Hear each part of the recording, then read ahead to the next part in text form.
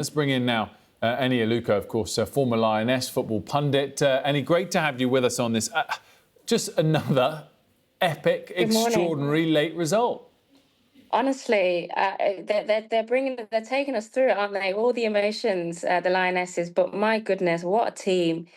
Just the resilience that they've shown, the fight. They're never beaten, and I was proud to be part of that team. But we didn't have what this current Lionesses team have, in terms of just that exceptional resilience, that ability to dig out a result even when they're not playing well.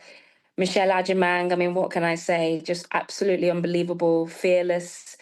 She has a huge presence about her. And then Chloe Kelly obviously getting the winner, and as she's done, in the last Euros. So it's just unbelievable to see yet another final for Sarina Wiegman.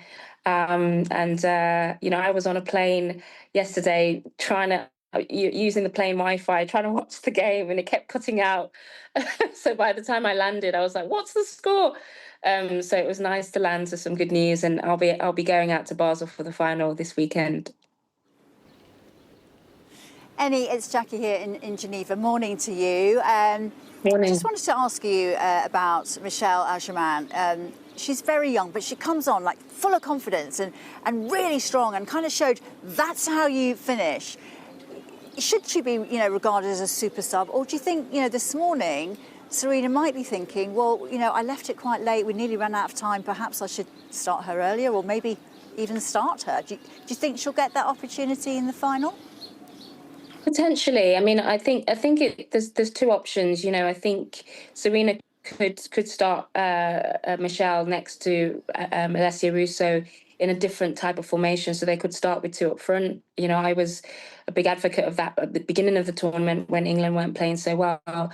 But equally, she's shown that she can come off the bench and have a huge impact, a match-winning impact, really, match-saving impact.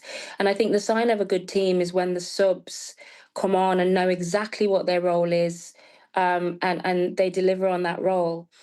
So either way, really, it doesn't really matter. I think Michelle Ajimang's time to be a starter will come. But for now, she is, her name, everybody's talking about her around the world, and rightly so, because she has done exactly what she needs to do as a start, as a sub, as a finisher, whatever you want to call it, and has got, helped to get England to the final. Morning, Eni. Rob here in Geneva.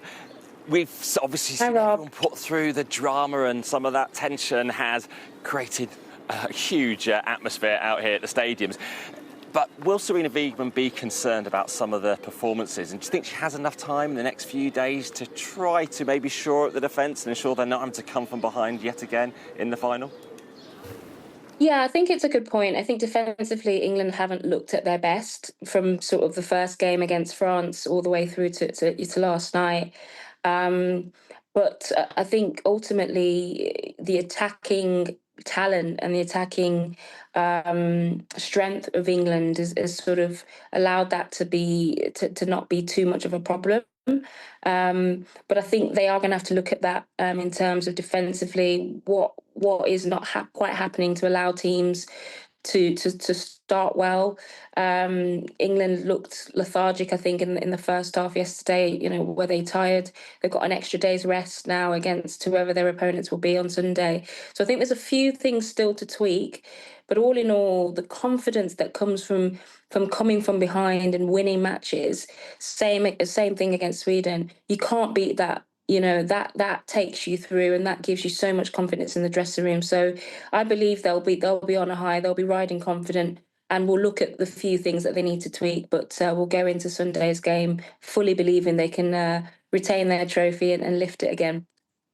We're basically out of time, but I have a final, slightly silly hypothetical question, because I know we don't even know who England's opponents are yet on Sunday. But Eni first, then Jackie, then Rob. Quick fire. What will the score be on Sunday, or more importantly, the result? Who will lift the trophy?